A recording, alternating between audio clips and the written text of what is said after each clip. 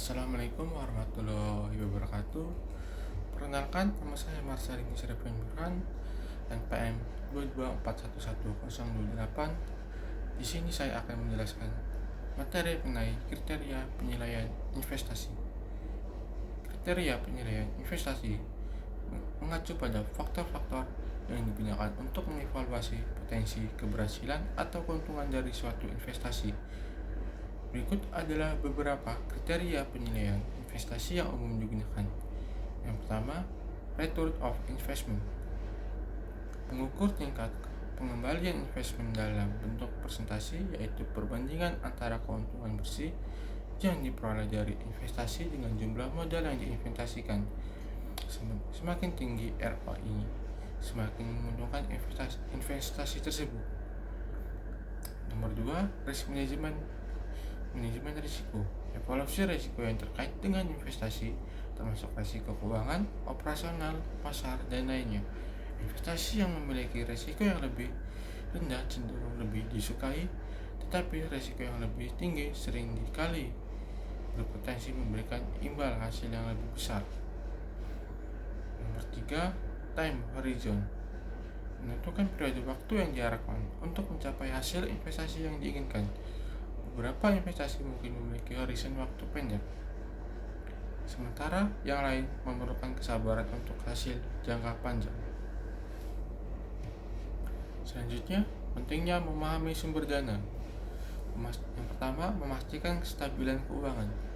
Memahami sumber dana membantu dalam menjaga kestabilan keuangan perusahaan sehingga dapat mengendalikan risiko finansial.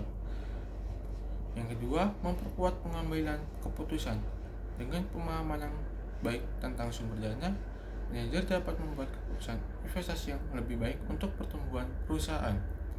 Nomor 3, persiapan untuk ekspansi. Mengetahui sumber dana secara detail membantu perusahaan dalam merencanakan dan melaksanakan ekspansi bisnis yang lebih efektif. Selanjutnya, sumber dana internal. Yang pertama, labanya ditahan. Keuntungannya dibagikan kepada pemegang saham untuk digunakan kembali dalam perusahaan. Yang kedua, penyusutan. Pengurangan nilai aset diakui sebagai biaya tanpa pengeluaran langsung. Yang ketiga, penjualan aset. Mendapatkan dana dari penjualan aset yang tidak lagi diperlukan.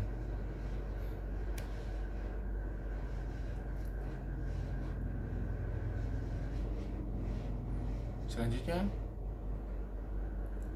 laba earnings yang dipertahankan. Yang pertama, definisi. Laba earnings adalah keuntungan yang tidak dibagikan kepada pemegang saham, tetapi diinvestasikan kembali dalam perusahaan. Yang kedua, keuntungan. Meningkatkan sumber dana internal, memperkuat posisi keuangan perusahaan, dan mengurangi ketergantungan pada sumber dana eksternal. Yang ketiga, penyesuaian. Perlu dilakukan penyesuaian terhadap pajak dan dividen agar laba earnings dapat dikelola dengan efektif.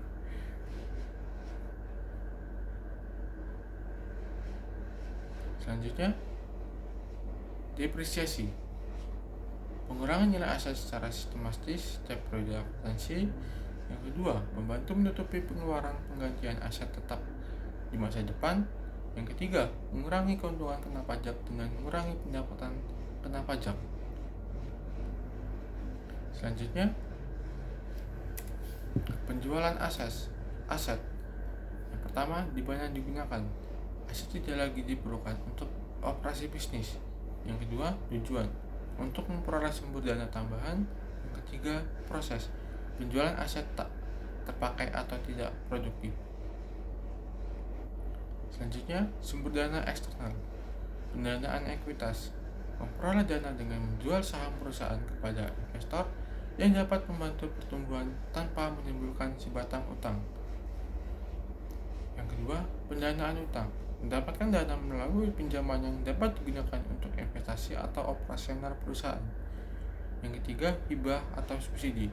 Mendapatkan sumber dana dari pemerintah atau lembaga untuk mendukung proyek tertentu. Selanjutnya, pendanaan ekuitas. Pendanaan dari pemegang saham meliputi penerbitan saham baru atau peningkatan modal yang sudah ada. Yang kedua, kepentingan pemegang saham mendapatkan hak suara dalam pengambilan keputusan perusahaan. Yang ketiga, action plan untuk pemegang saham meliputi pembagian dividen atau investasi kembali ke perusahaan. Yang ketiga, pinjaman biaya. Yang pertama, definisi. Pinjaman pembiayaan adalah sumber dana eksternal yang dibutuhkan perusahaan untuk mengembangkan bisnis atau proyek tertentu. Yang kedua, proses.